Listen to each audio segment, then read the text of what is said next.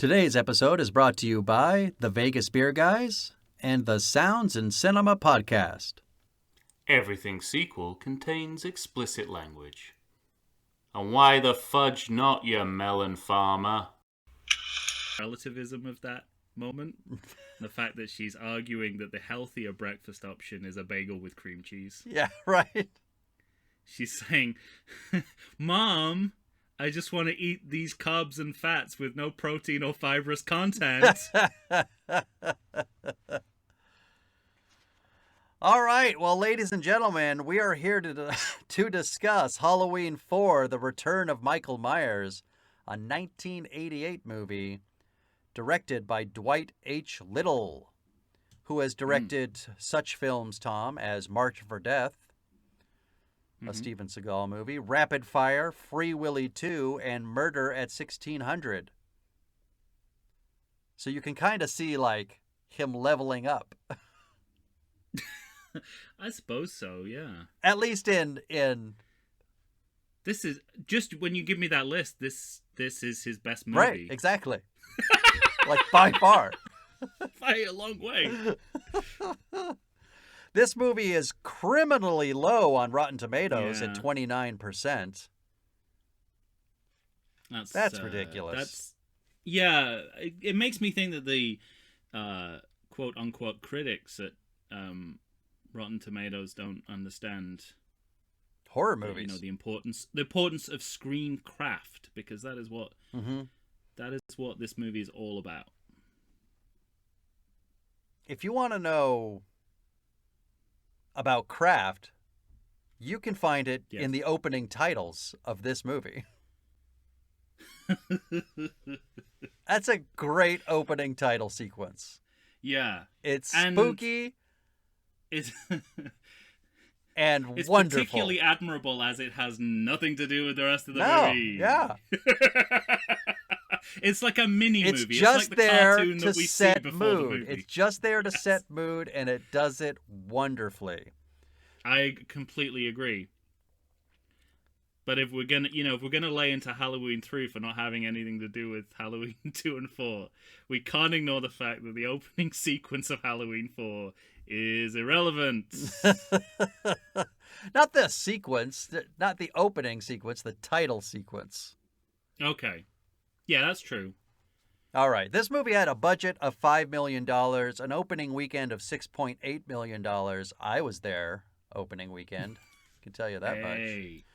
And in the USA and the world, $17.7 million. So it did make more money than Halloween 3.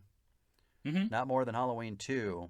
But again, I mean, after Halloween 3, I get it. I'm still baffled that Halloween 2 was as low as it was. Yeah. But, for Michael Myers returning, again, I think you would have garnered more money than it made. So, But, I mean, again, we listen back to the last episode to see how tarnished the reputation of the series was after Halloween 3. There's nowhere to go but up, but don't expect it to suddenly U-turn in popularity. This is all about climbing back to previous highs. But it's the yeoman's effort to get there that this movie's about. Yeah. And I am struck every time I watch this movie by what you said, the craft of it. This movie is put together solid, so well. Yeah. It does everything it's supposed to do. Yeah. It has legitimate scares. Okay, I might depart from that, but go on. Oh, I think it has some good jump scares. I think it has good creepy moments. Creepy, I'll give you creepy. I love that anytime my note is, what's with all the late night pickups of insane people? But I love, like, both in that scene and then just a little while later, the first time you see Dr. Loomis, Mm-hmm. I love how efficiently they deal with the end of Halloween 2. Yes. You know what I described it as? A quick pickle retcon. Exactly. So because full disclosure, where I'm getting most of my behind the scenes facts for this movie is a great series of books called Taking Shape, which is about the production of all the Halloween movies, even those that were never made, and which should be interesting for our pitch a sequel, because this franchise has more unmade sequels than any in history. But they say in that section something I take issue with, which is that they deal with Loomis and Michael surviving the end of Halloween 2 by not dealing with it. Right. And I don't think that's true. I think that's a bit of an overstatement. Yeah. But that's why I came up with quick pickle retcon, because, you know, with pickles, the more you marinate it in the juice, the better the pickle is. Right. But you can get away with a quick version But of what that. they That's mean is it's never perfectly fine. stated or talked about. It's only seen. It's stated once. That's true. That's okay. Not how they survive, Right. but that they have survived. Yeah. Which is a revelation in and of itself. But, you know, you can... This is the quick pickle version of the retcon. It's like... But you see perfectly fine as a Michael's topping scarred for an hands. avocado toast. You see Michael's scarred hands. For some reason, even though it's 7 years later, he still has bandages on his face. But okay. But that makes sense. He died. He's coming back from death. Right. That's a slow recovery. Right. But at one point, I actually asked the question, because I think, to me, not dealing with it would have been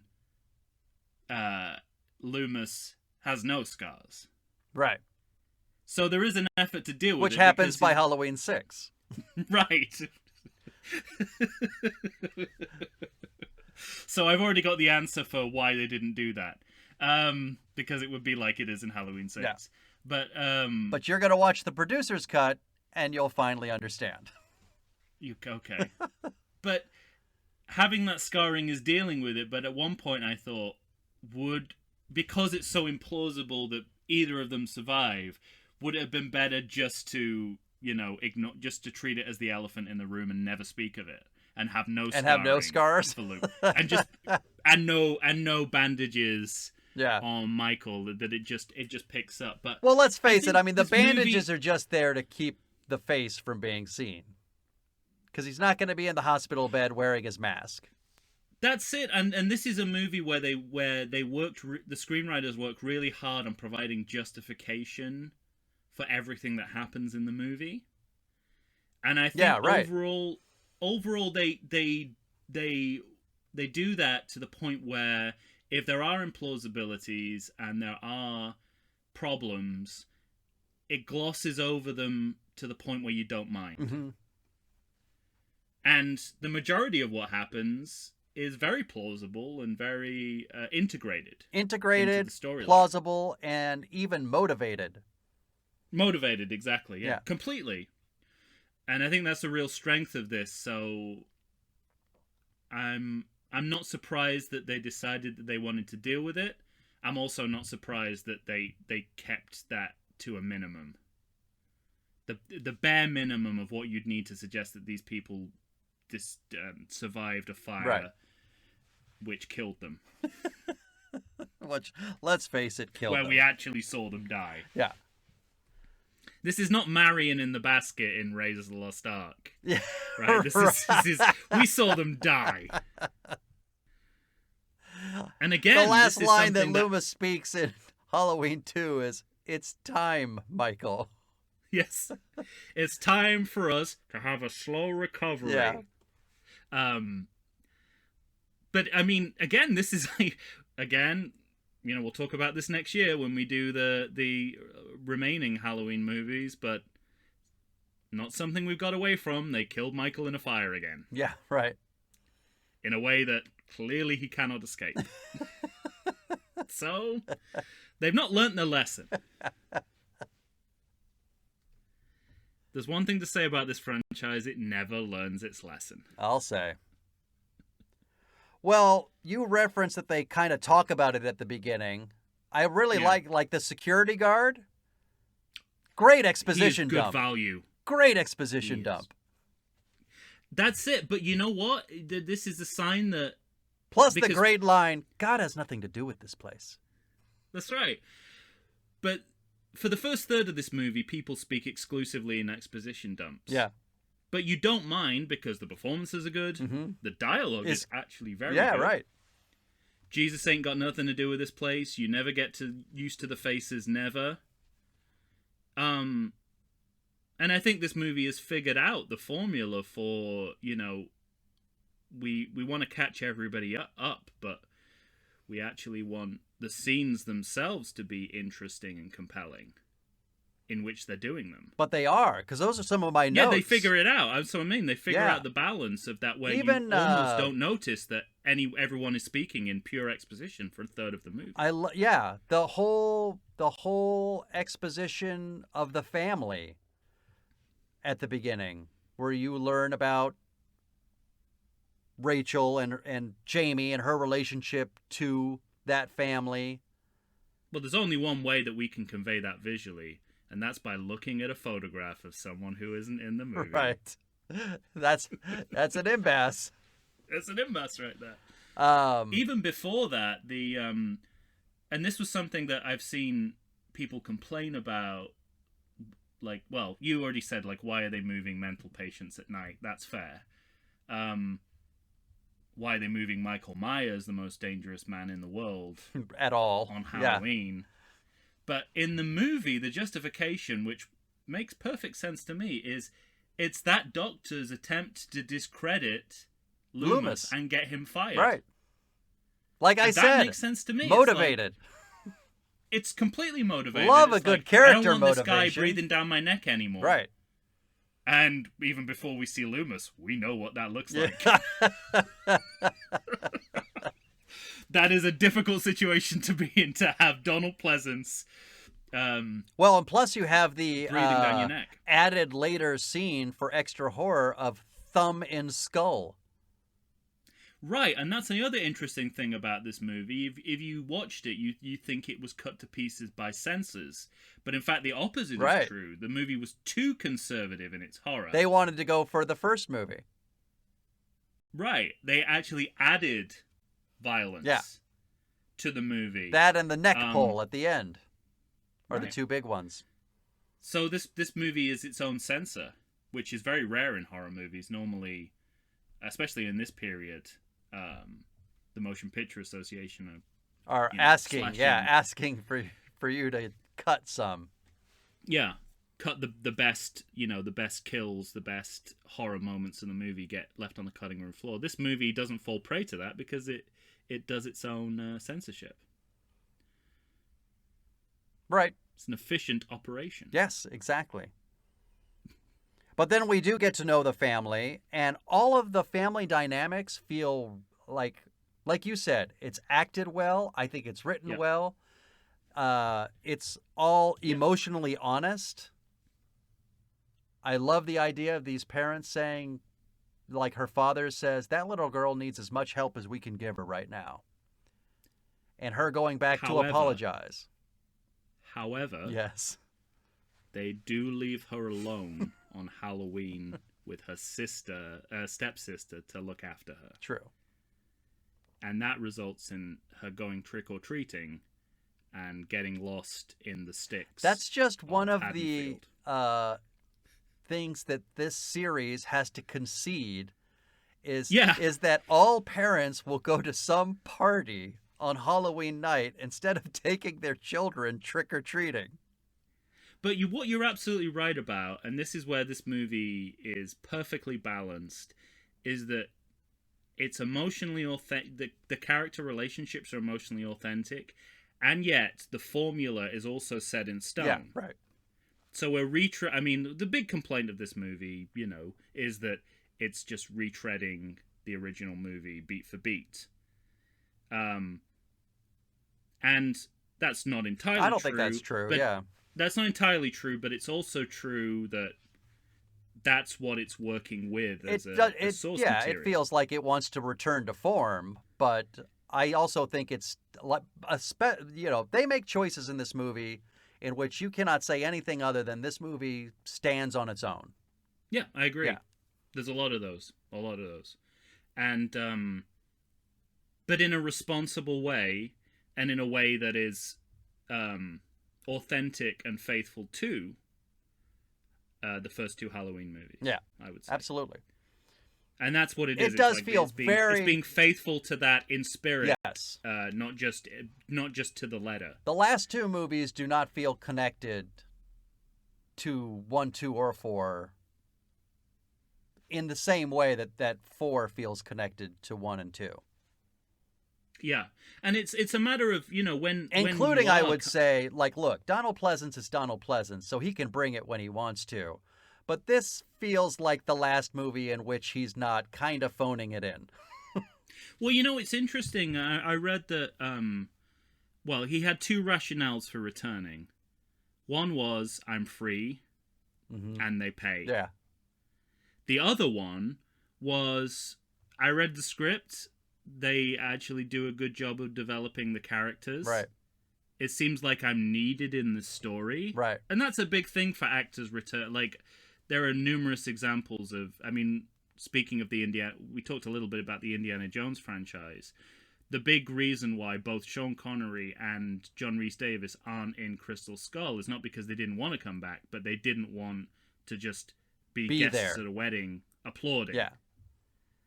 So Donald Pleasence obviously saw something in the script, and I absolutely agree. It's one of the real strengths of this movie is that they pick up Loomis from exactly where he was at the end of Halloween 2, a man of action. Well, just his introduction, him limping down that hallway and bursting through that door, and saying, "What the fuck have you done?" I mean. It's if you got out so the gun overwhelming right there and that you shooting, almost you feel for that doctor where you're like, I think he was right. He should have gotten rid of Michael. Completely. That's it. That's what I mean. It all sort of makes sense. Michael Pataki. Poor Michael Pataki as Dr. Hoffman.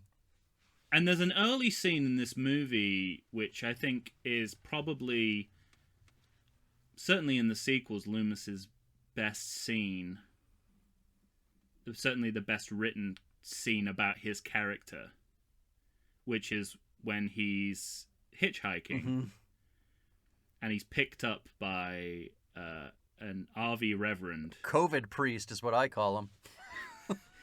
And this scene does more to kind of build Loomis's character than probably anything in the next but also movies. Right before that, where he doesn't get picked up by the high school students. That kind of really humanizes him in a... It does. But that scene, he gets in the RV, he's like, you can see the look on his face, this is a crazy old man, what am I doing here? And then by the end of the scene, he realizes he has more in common with this crazy old man than any other human being in the world. And shares some of his COVID hooch. Yeah, exactly. And then the Reverend can see it in him. He just takes one look at him and says, "You're hunting it, aren't you?" Yeah. And, in the novelization of the movie, that Reverend has a bigger role. He basically becomes Crazy Ralph. But, the equivalent of Crazy Ralph. But I love how he's used in this movie as a one-scene character. Particularly because at this point in the movie, it's like a road movie. And he's exactly the kind of one-scene character you get in a road movie. Right. We skipped ahead a little bit because... Yeah. Because he burst... Well, first we have to talk about Mustafa Akkad. whose name is emblazoned on the screen as if he is the star, or possibly a location in this movie. One screen for Mustafa Akkad, another for Presents. Yes. And then his name appears 2 more times. And this is all because he bought Carpenter and Hill's shares and is trying to claim his right of authorship over the movie, which, in economic terms, he certainly has. So there's that, and also he was adamant about bringing Michael Myers back. Yeah, exactly. Yeah, because he was the only person who voted, the only stakeholder in the franchise that voted against the anthology approach in Halloween 3. Mm-hmm. And this was pure vindication for him that after the failure of that they had to go back to Michael Myers. You had to go back to basics, and that's why he is definitely the root of why this movie is stressing familiarity and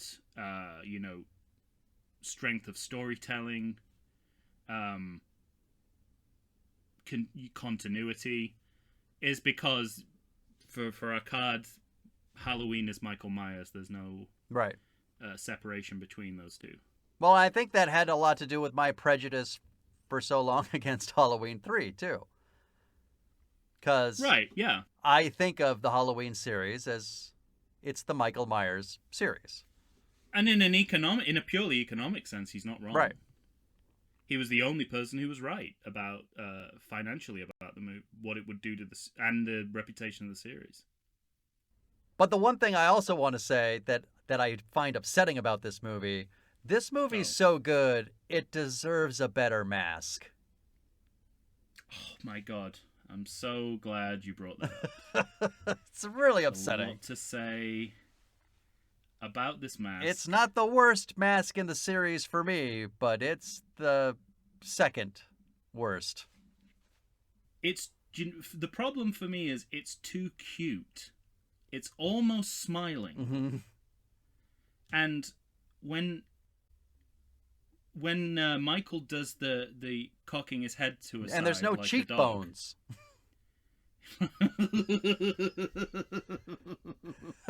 Good point. Touche. But it almost looks like it's smiling, which is it almost looks like an emoji. Well, and it's funny because it's not very threatening. When you juxtapose this movie versus Halloween 5, what's interesting is in this movie, it's like the coveralls, the gas station coveralls are like zipped all the way up, and the mask is constantly stuffed into them. And you think, like, let that mask breathe. Get that thing out of there. That mask breathe. But then you get into Halloween 5, and you see this mask, like, just jutting out. And you're like, well, tuck that in a little bit. It was like they had, in the first movie and the second movie, too, not as much, but certainly in the first movie, they find the sweet spot of the neck of the mask and how long it should be and whether or not it's in or out or how it relates to the coveralls. Like, there's something, and so in addition to the mask itself not being very good, how it's always stuffed in, and plus he's always wearing hockey gear underneath. Yeah. Poor George P. Wilbur. And so there's times where he looks all hunched up, and that's because he's wearing pads underneath to try and make him look bigger, which is unnecessary, by the way. It is. But I agree. I just had to... It's also a problem when you are trying to do something of a reset. Yeah. Because he has to get the boiler suit and the mask all over again. Right. So the fact that doesn't look like it does in the original kind of harms that whole effect. Because you're resetting, you're not carrying on. Mm-hmm. So I completely agree. I wonder how bad it would look if you doesn't edit it out computer-wise. Like if you put a new mask on him. Yeah. Through computer CGI, if that could work or not. No. Damn it! Don't do that. He deserves a better mask. Or just like CGI a frowny face instead. Yeah, of there you smile. go. All right, well, let's take our first break. All right, we'll take a break and absolutely. Let's come back and then let's talk about what Loomis has in common with Abraham Lincoln. All right. I like to think I know something about beer, But nowadays, even I get overwhelmed when confronted by the exhaustive selection of craft beers they have at bars, breweries, and even grocery stores. Back in the day, you had one, maybe two craft beers to choose from, and if you were confused, you ordered a Guinness. But in beerstinations like San Diego, the craft beer options lately are in double, sometimes even triple digits. So what's a beer drinker to do? Stephen J. Weiss. The results are eminently drinkable. They're on Facebook, they're on Instagram. They'll try new beers, they'll tell you about beer. Think of them as your beer Sherpas guiding you up a foamy-headed mountain to reach the peak of your pint. God, I need a beer.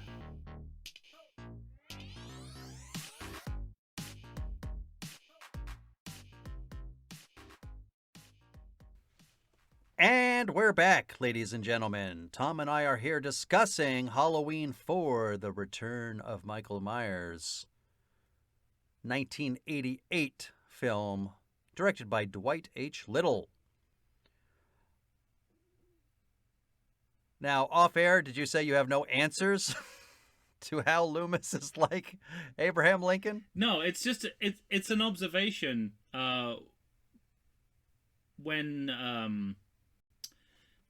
When Loomis stops at the gas station, but that's after that road. Great ambulance in the muck scene too. Yes, love that's that true. scene. Yeah. It's a great scene. It's a great way for. I also like the fact that as soon as the doctor starts asking narrative questions he can't answer, he gets killed. That's also a very efficient way to avoid some of the more implausible parts of the movie. But so Loomis is hunting down Michael, and he's for one point. Abraham Lincoln's in the background. He's framed against that picture, a photo of but Abraham several Lincoln. There's several pictures of Abraham Lincoln. What's the comparison being made here? I was like, why? Because as I understand it, Abraham Lincoln is best known for freeing slaves. Yeah. The same cannot be said of Loomis. Loomis wants to keep everybody locked up. But something what you said about that really chimed with me was that this movie makes choices that are all its own. Mm-hmm. And this to me is the first one. I wasn't expecting Loomis and Michael to meet so early in the movie, as they do at this gas stop restaurant. Well, and there's lots of nice little touches too. He goes over to the counter. There's like a jar of pig's feet, I think. He sees that the phone is smashed. He sees a dead person. He walks back over, and all of a sudden, I really like the touch. This is more Dwight H. Little to me. It's like he senses Michael is there. And he slows down, and he slowly turns, and there's Michael. And then, I know that this was an improv that Donald Pleasance did himself when he starts walking towards him slowly, and he just lets his cane drop. Fucking love that. It's so good. You see, when other actors do that, you'd say it was breaking character. Who? Bruce Willis in Misery. Anyway. When he forgot he was injured on stage in Misery. Anyway. Misery? Yeah, Bruce Willis was in a Broadway stage version of Misery. And I think it was Julie Klausner. I thought you were getting your actors confused there for a second. I was like, what? No. Bruce Willis is not in Misery. What are you talking about? The comedian Julie Klausner saw him on stage and reported back that he, at one point, forgot he'd been hobbled. Oh, he was just dancing around? Normally on stage. In the final scene, after he'd been hobbled, he was walking normally and then remembered and then started That's limping. Great. Yeah. It took me totally by surprise because it feels like something that this movie purposely wanted to Did you change. see this movie in the theater? No. Okay. I would have been 6. Well, that wouldn't have stopped My that wouldn't have stopped Matthew Aldrich. They're not that irresponsible. Stay tuned for the 1982 project to hear the many stories. So, do you want to go? You want to go and see Goonies, or what do you want to go see? Last Crusade. Actually, Last Crusade's too adult as well. I saw that in the cinema. So yeah, and that's the beginning of a few. I think that's warming us up to the idea that things might go a little differently than we expect. Great practical effects too. I mean, gas station explosion. Yeah, it's also the point of the movie, and this is why I took issue with your scares, is that I don't relate to this as a horror movie. I think of it more as an action movie. Or a thriller. I think I mean I get why you're saying that. There are certainly action and thriller vibes, but and I'm fine with that. It's not a criticism. No, me either. But I think there are fairly good horror scares at the beginning with the imagination about the boogeyman that Jamie has. Yeah. I think that's more about Jamie. I think it's because she's a great actor. Yeah. There was always, like, literally maybe just a couple years ago, I finally stopped jumping at a scare in the middle of this movie when Jamie's walking down the street and you get the, violin screeches and Donald Pleasance comes out of nowhere to catch her. And it's totally manipulative, but that scare had always gotten to me. Yeah. And then that just peppered throughout, there's just lots of, oh, fuck, he's in there somewhere that is unsettling. Interesting. That, to me, all works on a horror level. My big note for that scene where Loomis comes out of the car was, if it's a choice between a masked man in the Scattos and a scarred man in a police car, I'm not sure which is the best option. And maybe I think the movie. Well, this is later though. This is when way. She's by herself, and right before he takes her into the school. Yeah. Yeah. Something I did admire the craft of in terms of horror and suspense was the scene also when around the same time when Jamie's lost in the wild woods of Haddonfield, it seems. And there's a series, then Michael Myers appears, then another Michael Myers appears, and it turns out it's teenagers pranking her. And then the real Michael Myers appears. And that, for me, was sort of textbook Jaws in how it built the horror and the suspense. Because you get, exactly as in Jaws, you have the signifier of the threat. In Jaws, it's the shark fin. Here, it's the mask and the boiler suit. You have it acted out by proxy. In Jaws, it's that some bad hat, Harry. And here, it's the pranksters. And then you suddenly face the audience with the real thing. Yeah. Out of nowhere. Well, so, but I that's what I mean about craft. It's like it's not an insult to say that this works. I'm not using textbook in a derogatory way. I'm saying and that's extra admirable because the people who wrote this movie knew nothing about horror or the Halloween franchise. They had to rent the Halloween movies before they wrote the screenplay. That's crazy. Because they knew nothing about it. And have subsequently done nothing in the horror oeuvre. And we're jumping ahead a bit. I want to go back. But first I want to say when the multiple Michaels appear, I can remember being in the theater and probably out loud saying, "What the fuck?" I was losing my shit for a half a second there. Now, of course, they break that tension quickly. But it's crafted. That's what I mean. We've already you have it exactly right. It's crafted so well because it did exactly. I can remember what it did to me the first time I saw the movie. And also, but because we've had that caveat of, he could appear at any time, even in the same room as Loomis, even though we're not expecting that to happen for another 2 quarters of the movie. That's one of my only. That's one of the only negative things I'll say about this movie. Michael seems to be able to time jump Like, he's at the outskirts of town, at the power supply. He's he's inside a cop car. Then he's at somebody's house. Then he's in the police station. Then he could get around, this guy. Well, maybe this was a course correction from Halloween 2 of maybe they felt they spent a little too much time explaining how Michael gets from one part to the other than the other.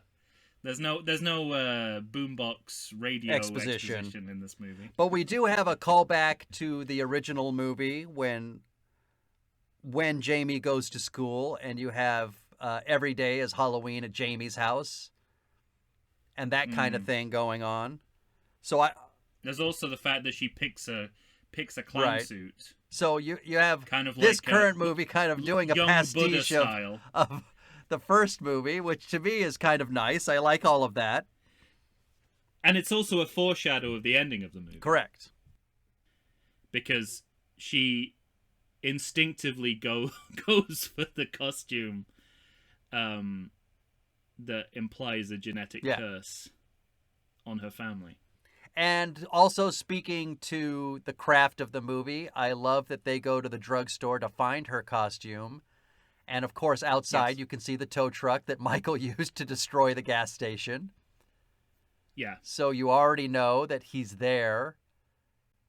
The getting of the mask and the screaming. I love all the teenager work.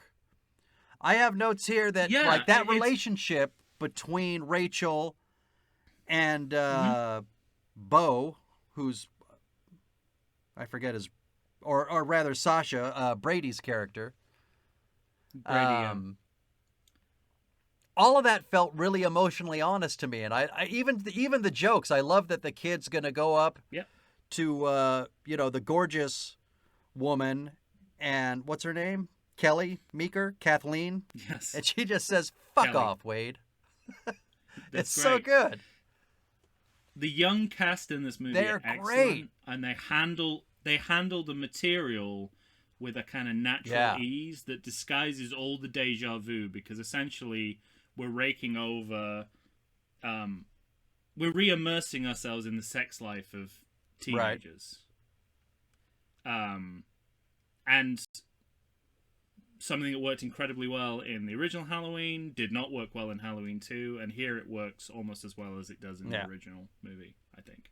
And it's a perfect example of how this movie does all the same things on the surface, but because the actors feel real with it, and the writing feels real with it, you don't mind that it's raking over the same old coals at all. And unlike Halloween 2, this demographically feels right. Right, yeah.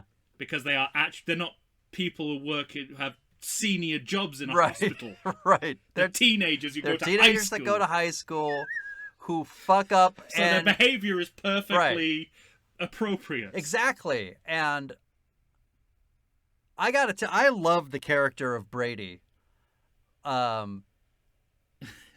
He certainly has an arc. That's what I was just gonna say. Like, he has the most incredible arc in this movie. I kind of knew it was coming because of how phallocentric 80s movies are. I knew that he wouldn't stay this irresponsible male jerk the whole way through the movie. I knew that at some point. But even his irresponsibility jerk stuff felt at least emotionally honest. In the sense. Well, it's not, because he lies to his girlfriend. I'm not saying he doesn't do things that makes him a piece of shit, but I'm saying, like, when you're a teenager and you build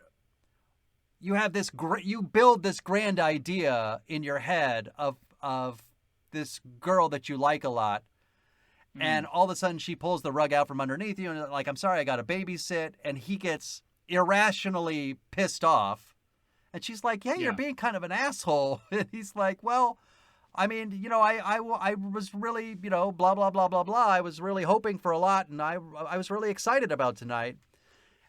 And so for him to make the shitty choice of going to the other girl's house, but they're smart enough to take that moment where they're she's taking her sister trick-or-treating, and she sees them together. Yeah. And just the look Yeah. on her face, and she walks away, and he runs past the woman he's currently with to say, Rachel, wait, come back, come back. And there was this one moment where, like, look, he knew he'd fucked up. He knew he was being an asshole. And he kind of cops to it by just saying, I mean, look, it just pissed me off, all right? And that felt very teenager to me. So all... And then a police officer gives him a gun and says, be a man. Which is the 80s bit. But it's fine because it gives him it gives him somewhere to go dramatically. Where it's like, oh, he could actually come out being one of the better characters in the, you know, one of the more wholesome characters. Well, in the and movie. what's funny to me about that scene, I mean, narratively, so, well, let's talk about, before we get there, I also want to talk about hard-ass Bucky. And the sheriff, you're right. Good sheriff, solid great sheriff. And he's right in between, because there's the sheriff bracket, like, what, you know, questioning everything. Bo Starr. that What a Loomis is great saying. name. Sounds like a football star. He's literally has He's Henry Hill's dad in Goodfellas. Right. I remember. Sheriff Ben Sheriff Meeker. Bo Starr as Sheriff Ben that's right. Meeker. So Sheriff Brackett is always in conflict with Loomis. The guy in Halloween 2, I don't even remember his name, just sort of said, whatever. And this is a nice mixture of the two. So he's like, yeah, it's like, I'm going to do Dr. everything Loomis, I we know can who to you protect are. the town, but goddamn you for letting him out. Yeah, exactly. And, you know, I love the fact that he arrives and it's like, yeah, we know who you are, Loomis. Yeah, there's a pretty famous You're a famous serial piece killing. of shit around here for a long time, mister. And he puts up just enough resistance for it to feel dramatically earned, but also they're very much working in tandem with each other, and it's exactly it's exactly the balance that we never got to with Brackett when he's taken out of the picture in 2 because of his daughter dying. That fucks up them getting to that place, so I feel like it's in lieu of that the way that him and Mika work So we together. see their meeting. And then Loomis, of course, fucks him over because that's how Loomis works. Loomis has to go rogue at least once a movie. So we get their meeting, and then we get... So one of my notes here is I put crafty Michael Myers. So crafty in this movie.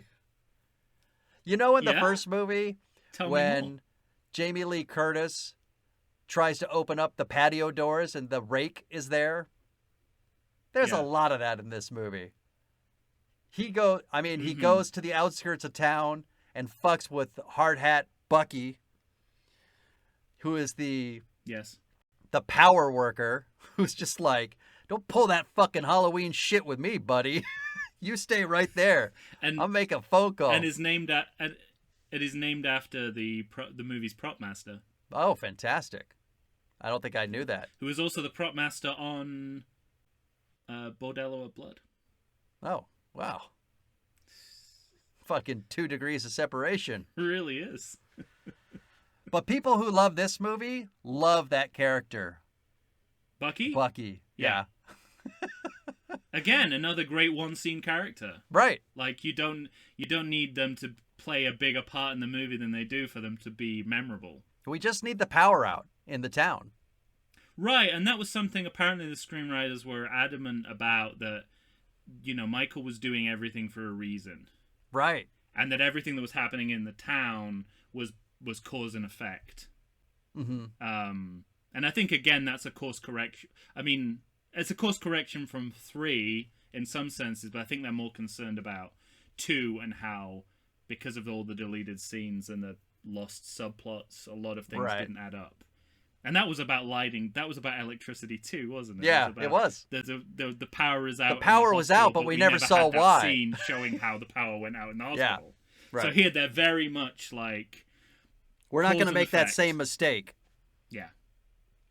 And on that level, it's a real success because aside from what the movie the implausibilities that the movie inherits what it actually does in the movie makes total sense.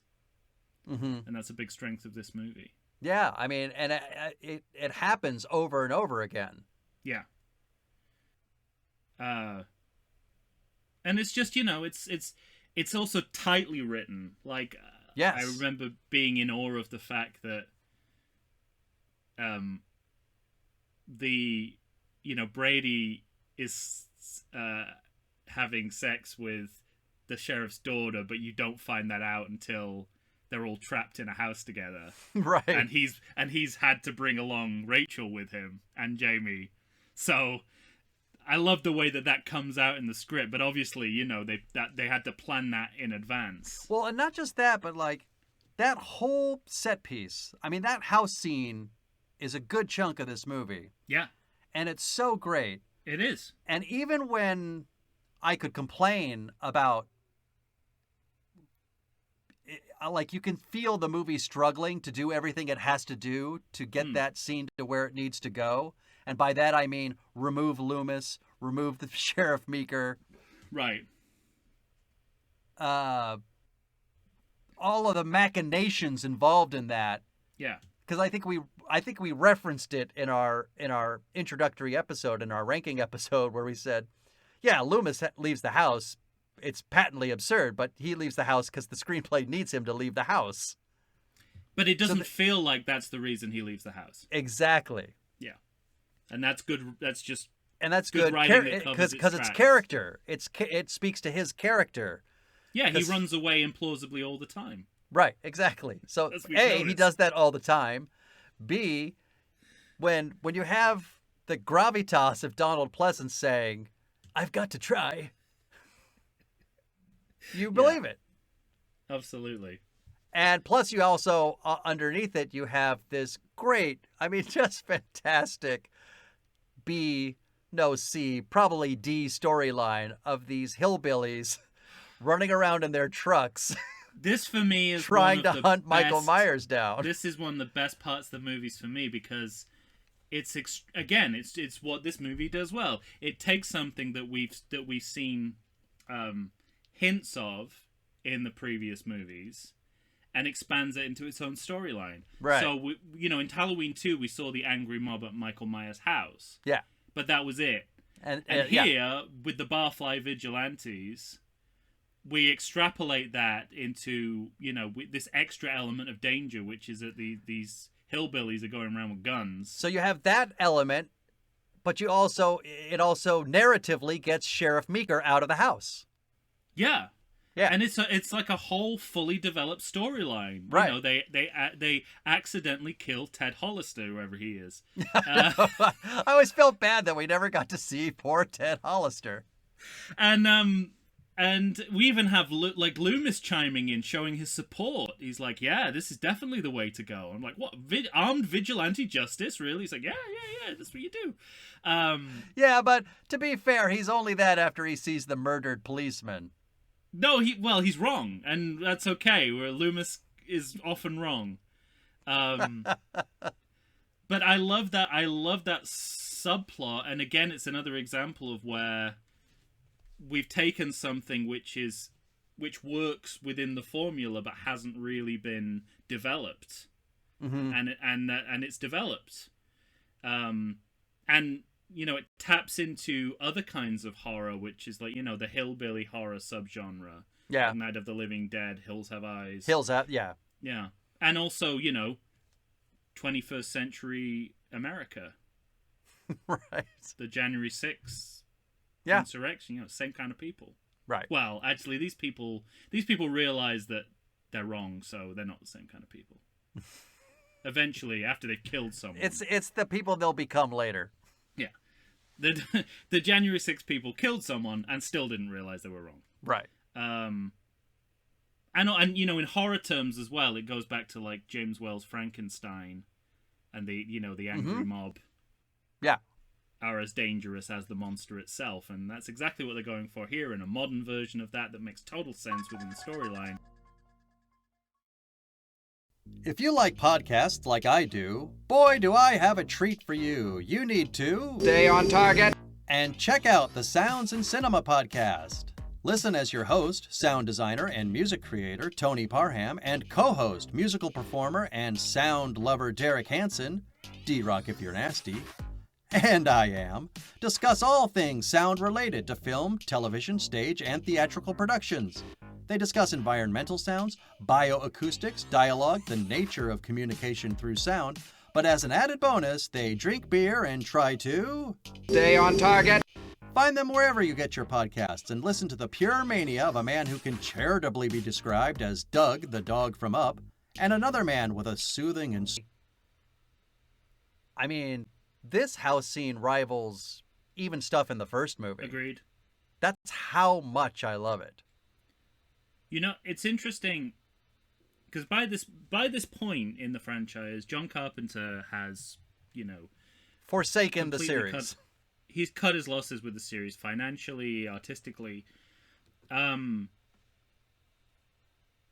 the big he was involved in developing this sequel, but he walked away when he realized that they wanted to do like a remake come sequel. Mm-hmm. Because that's what he always hated about having to do these sequels. And it's interesting to me that there are a number of references to other non-horror John Carpenter movies. The big one for me being Assault on Precinct 13. Yeah. Which is what this whole scene reminds me of. Okay.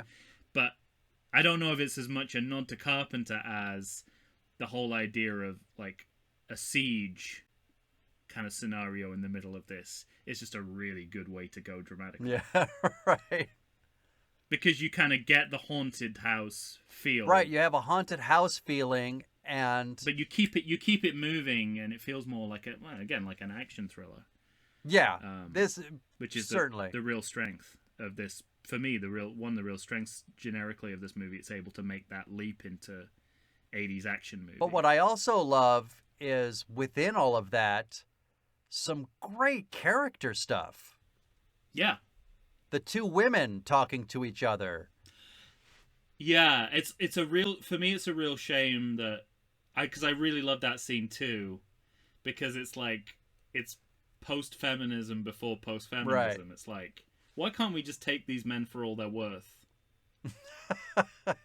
You know, it's sort of like you know, we can still be feminists, but also, you know, like use men for our sexual gratification, and we don't have to make enemies of each other. Right. And then she gets killed, and then Kelly gets killed, and it's like we're going back into slasher tropes. Yeah. The most socially but deviant before character that, in the movie has to be killed. I mean, one of my favorite moments in the entire series is the white mask off in the distance. Oh, okay. I love it. Yeah. To me, that rivals the sort of slow, you know, upping the light in the first movie. Well, they do it in the second movie too, but I just love that, like, tiny diddling and off in the distance white mask. I think that's fucking great. And it only just really occurred to me that Kelly's an interesting female character. Rachel is a really great action heroine. Mm-hmm. She's extremely proactive, you know, as much as Laurie is in the original movie. Jamie, you know, not any kind of archetype, but played with such honesty, confidence, and confidence and grace. I mean, like, she's one of the best final girls I've ever seen. Right. And she's, I don't know how old, very young. I think she was 9 or 10 I think she was 10 and turned 11 during filming. But I think the character is supposed to be 9. And now I know, like slasher movies have more female characters than regular Hollywood movies, but I can't think of too many that have 3 equally interesting, equally different characters, both in kind of age and personality. Yeah. And none of them feel like badly written women. No. But also, this is where we have a return to heroism for Brady. And he dies like a... My note is, Brady dies like a fucking boss. Yeah, and there's a certain kind of... there's that kind of... masculinity returns to sort of rear its ugly head. Yeah. Or, machismo, you should say. And I think that's a little bit inescapable for the time. So I guess I'm just grateful that they bent the rules a little bit before reinforcing them with a vengeance. Yeah, but it also, to me, it's not as bad because he's doing it to give them more time. Mm-hmm. Oh, yeah. So there's purpose behind it. Well, it's the kind of movie where no one does anything without a reason, so it never feels... Right. I'm talking about what's going on subtextually and politically. Yeah. What's actually happening in the movie is it justifies itself every single time. But again, crafty Michael Myers, he hides off in the distance, waits for him to expel 2 shells. Then they run up the stairs. That's when he appears. Brady's forgotten that he needs to reload, which gives slow-moving Michael the time to get up there. I love when he butts him with the gun and just drops it over the railing. Well, actually, it's interesting. Before that, when Brady tries to hit him with the butt end of the gun, again, fantastic shit. Yeah. But just the whole, when Brady decides, well, all right, I'm gonna fist fight him. Yeah. But his last sort of spitting of blood on the floor in front of him, go fuck yourself, right before Michael crushes his neck. I'm telling you, dies like a fucking boss. Love it. It just occurred to me as well, aside from the fact that he exists at all, they totally back away from the supernatural element of Michael in this movie. Mm-hmm. Well, yeah, no, you're right. Because I was going to say until the end, but that's not true. No. Because he's supposed to die at the end, but... Yeah. Yes. He got killed in this movie too. As far as we know. Which is the big swing I'm referring to, by the way. But that they killed. Well, Halloween 2 did that too. They wanted him dead too. But what I mean is, for a movie that said, "Hey, all right, Halloween 3 doesn't work. We gotta have Michael Myers back," and then they bring him back and try to do him in again, and transfer his power to a child. Oh, yeah, you're right. I don't ass even think about swing. That's amazing. It is. I hadn't thought about it in those terms, but clearly again, another excellent ending. Oh, it's fucking great. Sorry, we're jumping ahead though. I got too excited. Okay. We're still in the house. Brady dies like a boss, and then you have the roof chase. And other than Michael Myers walking a little funny because he's in his pads, it's all great. Yeah. And I like the fact that they're both able to do claustrophobic horror. Yeah. We're all trapped in one house. And then also open it up. And I think the rooftop sequence kind of shows the ability to do both. Right. It's haunted house, but we can, have an action scene on the roof as well, if we want. I also like the fact that Michael's defeated by a fire extinguisher. Mm-hmm. And there is some internal logic in there that, if fire couldn't kill him, maybe the opposite of fire will kill him.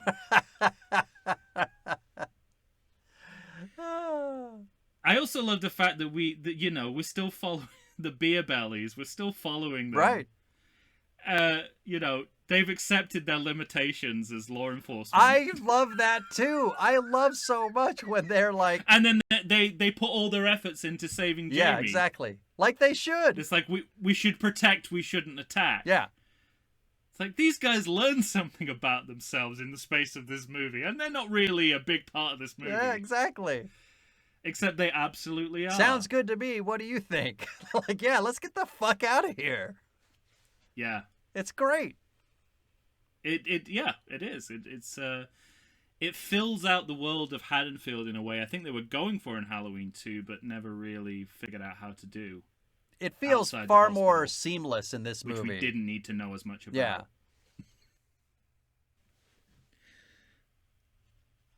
And so, I guess we're towards the end, right? We're We're in the truck. We're in the Good, or do you have good, anything more to solid say about the car school chase. scene? Because there is one good scare in the school scene that I really like when Jamie falls down the stairs and she's crawling away, and I fully expect her to get further away before Michael, but the arm coming in to grab her leg comes in much sooner than I expect, and I think that's a good scare. Yeah. But this is also where we see yellow-haired Michael, and that's a little hard to take. It's really the one glaring flaw in this movie. But I forgive it because the rest of the movie is so fucking good. Absolutely, yeah. I agree with all with that. I mean, speaking of efficiency, they basically got through the first two movies in about an hour. Mm-hmm. Right. An hour of screen time. They've done Halloween 1 and 2.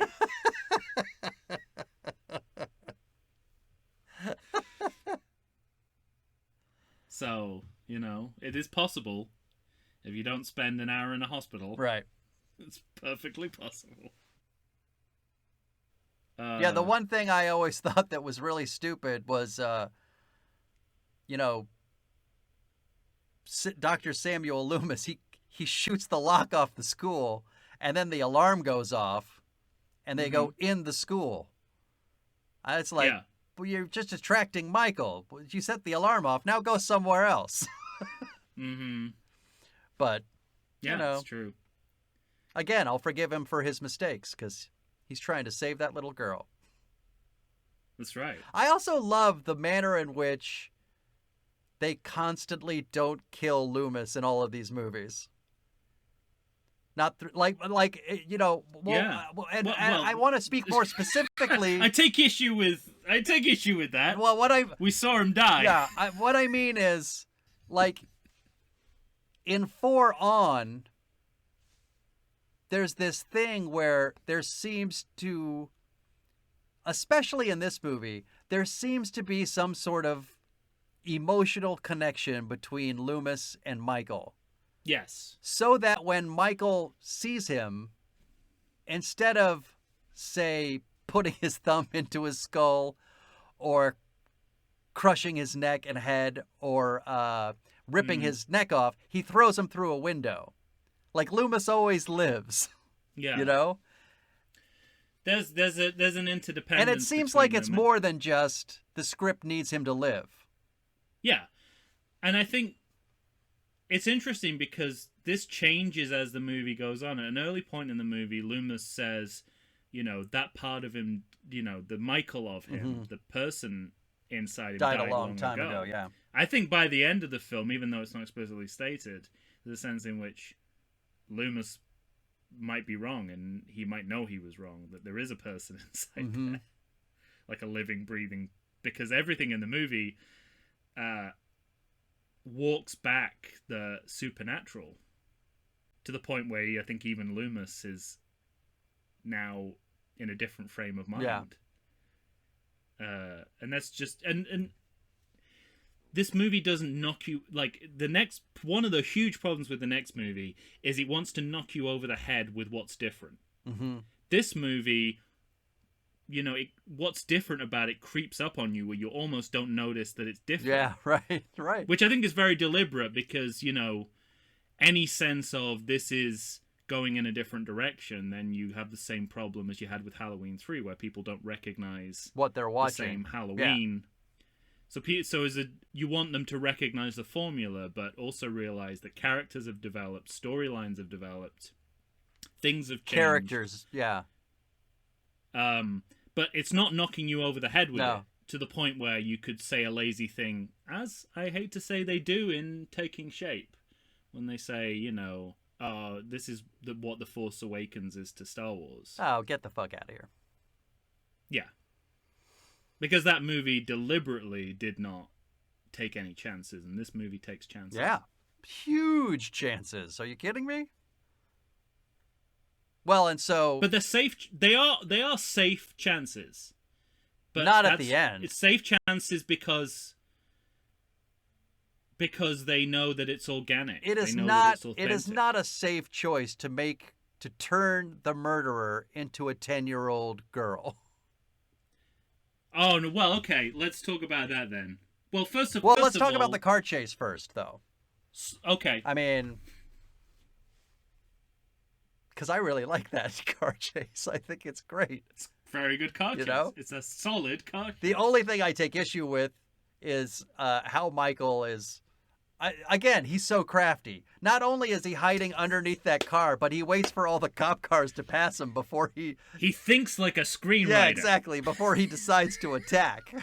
And I also love... It's that green blood inside him. It's not a great bit of editing or directorial choices to show 3 or 4 guys in the back of a truck who just don't hear a guy getting stabbed and thrown out of the truck. And they're just still looking forward, but I'll forgive all of that. Those guys are drunk, wildly drunk. But, and also, to be fair, the edits are close enough that they seem to just notice when Michael has dispatched one, another one attacks, and so I'm okay with it. And yeah, it's on the sort of that's the interesting thing. It's like they went from supernatural to crafty, right? So where you would explain that normally as he's supernatural, he can go anywhere and hide, and not be seen. Here it's more like he's just being really quiet because he's sneaky. Oh man, that's great. And then of course we have the neck rip. Yes. Which was another added piece of gore. Yeah. That's good shit. It makes, I mean, at least in this period of filmmaking history, it makes way more sense to start small and build up than start with a movie that will never get passed by the censors and have to work back from it. Right. It's also waste a lot. I mean, like, the most expensive effects that they did on horror movies in the 80s were left on the cutting room floor. Yeah. Because they had no choice but to do it. Like, some of the best work of some of the best practical makeup and effects artists was gone. So, this makes... It's a safe choice, but a very responsible choice that actually helps the movie. Yeah, right. But, it can also turn on the schlock. For instance, a slow motion shotgun massacre. Right. Which could not be more of an 80s addition. No, right. To the movie. But it works really well. I mean, you have total action adventure with poor Jamie, just when Sheriff Meeker's like, get down! She's got to kind of dive down before the shotgun blasts. And that's the least bad thing that happens to her in any of these movies. Right. Yeah, it's I like it. I like it a lot. I know that the screenwriters were concerned that they'd given away the ending of the movie when they connect. When they touch. But actually, I think it's just right. I do too. Yeah. Because they thought they'd blown it. They really? They went to the screening and they were like, "Oh no, we gave it away too early. We gave away the ending." No, I think it's just right. They saw the reaction of everyone. They were because especially when you watch them back to back, and you say in Halloween 2 with the cop who gets killed, who leans down, and he's like, he's dead. So I think fans of the movies are working from that. Don't touch him, Jamie, and get away from him. He's still dangerous. Get away from him. He's transferring power. It's a bluff using the conventions of the franchise. Right. Absolutely. Yeah. It works really well. And then we have the real ending of the movie. Oh, it's so good, Tom. So much that's good about it. I love that they are willing to paint any sequel that comes after it into the biggest fucking corner in the history of movies. You want to do a movie after this? Deal with that. And did you know that for the screenwriters, this was their core idea? Oh, wow. That's great. The whole movie was written around this. To get to that. But I think subsequently they admitted that it was unfair to whoever came next. But I don't care. Not this. No. Not this movie's problem. But it's a very rich moment. One, it's a jump scare that you don't see coming, which is exactly how you want every slasher horror movie to end. Sure. Secondly, in terms of it's a reference back to Halloween and also to Psycho. Yeah. Which is, could you get a more Halloween moment that is like simultaneously a Psycho and a reference to the original Halloween? I mean, there's nothing more perfect in there. And also, and this is what I mean, this is why I brought up that they wrote around this scene, is that you rewatch this movie, you can see the lineage of this. Yeah, oh yeah. As soon as she finds that clown suit. Right. Because it's the only thing that explains why she would, like, you know, as if she's like... Why she would feel pulled to that costume in the first place. Yeah. Yeah. Like, she's got a whole Halloween store of outfits. Or the back of whatever that pharmacy is. Right. That local pharmacy that has everything. She chose that, and the reason she chose that, we now find out, is because she's genetically cursed. Right. She has a... And then the next bit of that is she touches him. It reawakens the psychic link between them. She is now Michael. Yeah. As far as we know. And well, until the next movie decides that that's not true. That it just makes her quiet. Right. So yeah, I mean, it's as perfect an ending as Halloween 3, as the first Halloween. I think, to me, this is why I said it's such a huge swing, because, and I referenced it earlier, but like Mustafa Akkad's sole purpose with this movie was to bring Michael Myers back. And you got to know that in his head, he didn't want to just do one movie. So how they allowed these writers and this director to, because, you know, Loomis has the line, Michael Myers is dead. Yeah. He's buried where he belongs. And then to hear a scream and then slow motion and the great scream of terror from Donald Pleasence that this will go on through a little girl, and she's sitting at the top of the stairs covered in blood, breathing heavily with the scissors up. I mean, to me, that's one of the biggest swings ever. Michael Myers is dead, and now the killer is a 10-year-old girl? And the little details of it are so amazing to me. The fact that the mother's been her stepmother's been identified as such a sympathetic figure. She's not even someone we want to see killed, right, despite leaving, you know, the usual Halloween parent negligence, which we can't do anything about. We can't use in evidence. The fact that it is killing a sympathetic character. Also the fact that Loomis tries to kill her. Yes, exactly. Let's not forget about that. He straight up tries to shoot a kid to death. So amazing. It is such an amazing moment, and it's like it's a real understanding of tragedy, and this is why a lot of tragedies don't have Well, that's sequels, why it even goes one step further for me, because it seems to have sent Loomis into a psychosis. You know what I mean? So, which he definitely doesn't get out of at any point in the next movie. No.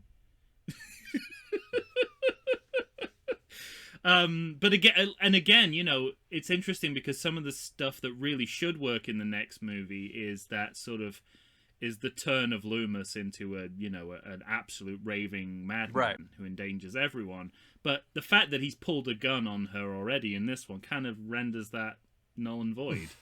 Yes. Right? How much further can he go? You know? he was totally prepared to kill her in that moment. So what he does to her afterwards is no better or worse than this. It'd have been great if he got off one shot and then she just gets up. But that's ridiculous, because like the last frame of that movie is just picture perfect. Yeah, and it's interesting. It does, like you said, how did they let them get away with writing this? And you realize this is the beginning of an alarming trend in these movies, which is, you got the sense that Halloween and Halloween 2, you know, one was teeing a sequel up for the other. Mm-hmm. And here, you know, for this movie and the next subsequent 2 movies, it starts an alarming trend of fucking over the next guy. Yeah. This is, you know, this movie fucks over whoever has to take over Halloween 5. Halloween 5 fucks it over for whoever has to take over Halloween 6. So it's the beginning of the end, but in the moment itself, it's such a glorious moment, earned, justified choice. Right. If you forget that someone has to make a sequel to it, and you're right, like they